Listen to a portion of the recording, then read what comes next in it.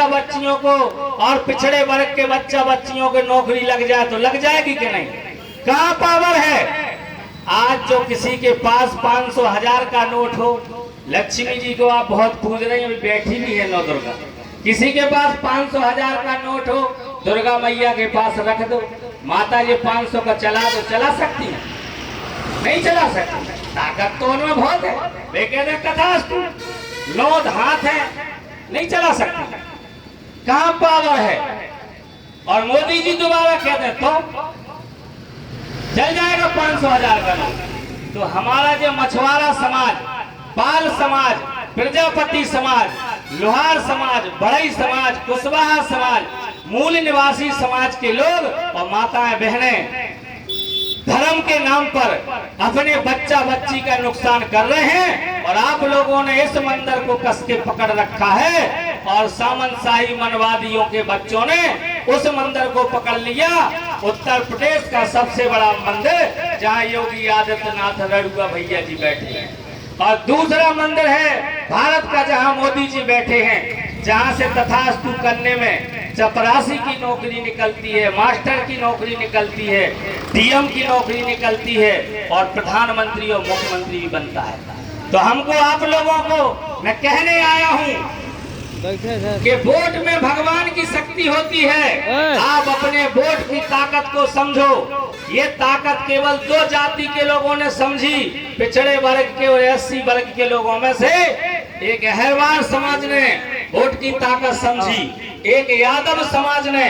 इनको उनकी तौल भर आप नोट दे देना, इनको इनकी तौल भर शराब, साड़ी, ब्लाउज सब कुछ दे देना, लेकिन ये अपना वोट साड़ी ब्लाउज में नहीं देते हैं, राजा बनाने के लिए वोट देते हैं। और जब रैली और ठेला होता है अपने बच्चों को लेके कार्यक्रम में आते हैं, लेकिन आपके पास कहीं आपकी भैंस भागी जा रही है, कहीं आपका आदमी भागा जा रहा है शराब पीने के लिए।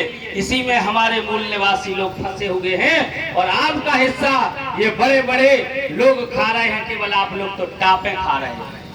इससे निजात चाहते हो तो हम लोगों ने भागीदारी न्याय मोर्चा बना दिया है, और इस भागीदारी न्याय मोर्चा की बदौलत अब उत्तर प्रदेश में किसी की सरकार नहीं बनेगी।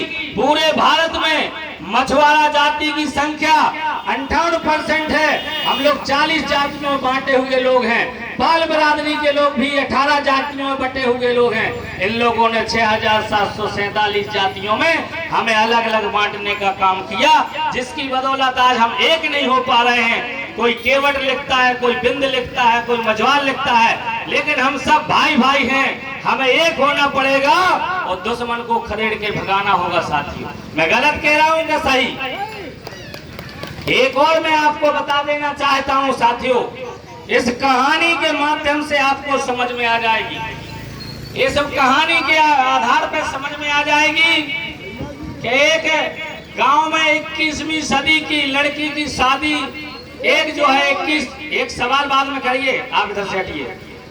21वीं सदी की लड़की की शादी एक 21वीं सदी के लड़के से हो जाती है, और जब वो पढ़ी लिखी लड़की थी तो आप लोगों ने गांव में देखा होगा साथियों, हमारी माताएं बहनें देखी होंगी कि बगल में कोई मंदिर बना होता है, तो मंदिर बनाने वाले कौन लोग हैं? हमारे मूल निवासी लोग हैं। तो एक दिन जिस लड़के की शादी होती है तो उसकी सास बोलती है कि बेटा, जो आपका जो पति है, ये यहाँ बगल में एक माता का मंदिर है, उनकी देन है जो आपका पति यहाँ आया है। तो शादी हो जाती है उस लड़के की। तो जब जो है मंदिर के लिए एक दिन सास बहू चलती है लोटा में पानी और फूल और अगरबत्ती लेके, तो कलाकारों को आपने देखा होगा कि मंदिरों में कटाव के पत्थरों में कुछ मूर्ति में कलाकारी कर देते हैं। आप लोगों के लिए बता रहा हूँ वीरांगनाओं, तो ये मंदिर के बाहर पत्थर के 2 शेर बने थे। तो सास थी पुराने जमाने की, पढ़ी लिखी नहीं थी, और बहू थी नए जमाने की। तो सास बहू से बोली, देख बेटा, ये मंदिर के बाहर 2 पत्थर में शेर बने थे, बेटा देखो ये 2 पत्थर के शेर बने। तो सास की बात बहू कहाँ काटे। तो सास ने कहा तो बहू ने लोटा रखा नीचे और पत्थरों को नमस्कार, अनुनय विनय और तपस्या करने लगी। धीरे धीरे सास आगे बढ़ी।